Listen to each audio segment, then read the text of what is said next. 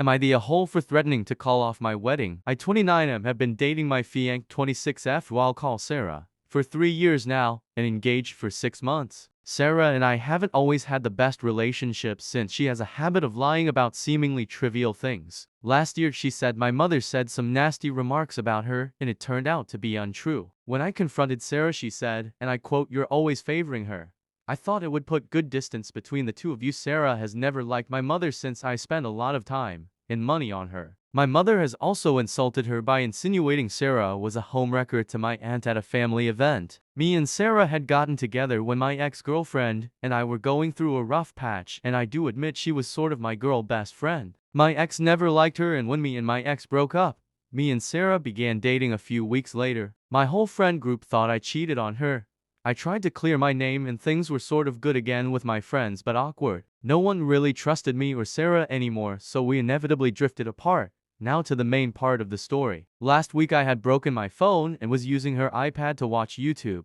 I wasn't snooping, but a text came up from someone in her iPad called Josh. I didn't know any Josh, and when I saw a winking emoji I got curious. It was 2 weeks of flirty texts, ranging from good morning love to nudes, to the worst of it me. They were making fun of me, how stupid I was for not catching on in our intimate life. I was pretty upset and honestly shocked. Sarah didn't seem like the type of girl to cheat. I cried for a long while before I tried to do anything. I spent most of the day drinking and called out of work the next day. I was so glad me and Sarah didn't live together yet. I mostly feel betrayed because I pay for most of her bills. Sarah explained once we were married she'd stop working her waitress job, but she stopped working a year into dating. I have a high-paying job, which meant this was no problem for me. After a few days of nothing from me, she came over unannounced. I opened the door and felt sick when I saw her. I couldn't understand why, or how she could do this to me. Sarah started yelling about how upset she was until I told her I knew. Immediately she started crying, saying how I had to forgive her and to trust her again. I said I wasn't sure if I could, and I wanted to call off the wedding. That's when she exploded. Sarah yelled and yelled about how awful I was for putting her in this position. How would she tell her family and friends? I asked her the same thing,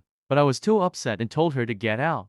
Now I'm feeling really shitty because I was really harsh. I texted her that we should talk again and I wouldn't call off the wedding, but the trust I had in her was gone. She replied angrily that if I was going to be like that she didn't want to talk to me. I did forgive her and now I'm scared she might not take me back. I get her cheating was wrong, but I love this girl so much. So AITA for threatening to call off the wedding. Small update here. I want to say everything that happened in the post happened a few weeks back. I had the inkling that Sarah may have been manipulating me. So she thinks we have been good, and me calling her to come meet me to talk presumably about the wedding was normal. When she came over this morning, I had her explain who was Josh and what happened. Josh is her neighbor. I know Josh, I've seen him around. I didn't realize these two Joshes must have been the same person since Josh is essentially a Discord mod. You know the type. I lost all respect for her in that moment. The biggest issue is now Sarah has my great-grandmother's ring and she refuses to give it back. I stopped most of my cards so she can't use them, but I think I'll have to live with her pawning or destroying my ring.